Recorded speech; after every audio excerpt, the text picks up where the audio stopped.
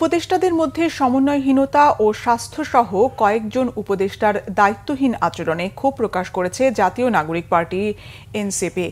সন্ধ্যায় রাজধানীর বাংলা মোটর রূপায়ণ টাওয়ারে দলের কেন্দ্রীয় কার্যালয়ে এক সংবাদ সম্মেলনে এনসিপির আহ্বায়ক নাহিদ ইসলাম এই ক্ষোভের কথা জানান। এছাড়া উত্তরায় মাইলস্টোন স্কুল অ্যান্ড কলেজের উপর বিমান বাহিনীর যুদ্ধ বিমান বিধ্বস্ত হয়ে শিক্ষার্থীদের প্রাণহানির ঘটনায় সমবেদনাও জানান নাহিদ ইসলাম।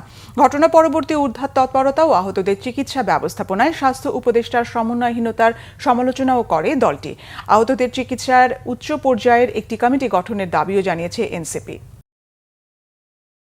কিছু কিছু উপদেষ্টার খুবই দায়িত্বজ্ঞানহীন আচরণ দেখেছি, বিশেষত শিক্ষা উপদেষ্টা।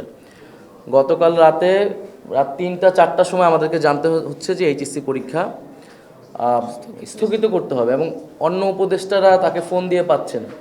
তাহলে একটা সরকারের যদি এই ধরনের অবস্থা হয় যে নিজেদের উপদেষ্টাদের মধ্যে সমন্বয় নেই এবং এই দেশের একটা ইমার্জেন্সি সিচুয়েশন যেখানে পুরো শিক্ষার্থী ছাত্র সমাজ হচ্ছে ট্রমাটাইজ এবং ঢাকার শিক্ষার্থীরা ব্যস্ত এই পুরো ঘটনা নিয়ে, সেখানে একটা সিদ্ধান্ত নিতে রাত 3টা-4টা বাজতেছে এবং এটা নিয়ে এক ধরনের অনিশ্চয়তা তৈরি হইতেছে, শঙ্কা তৈরি হইতেছে যে লাশ গুম করার এক ধরনের প্রচারণা আমরা দেখতেছি। তো সেই জায়গায় সরকারের জায়গা থেকে আসলে সঠিক বক্তব্য আসা উচিত ছিল আসলে ঘটনাটা কি, এবং এই ধরনের কোনো ধরনের ঘটনা যাতে ঘটার সুযোগ না থাকে।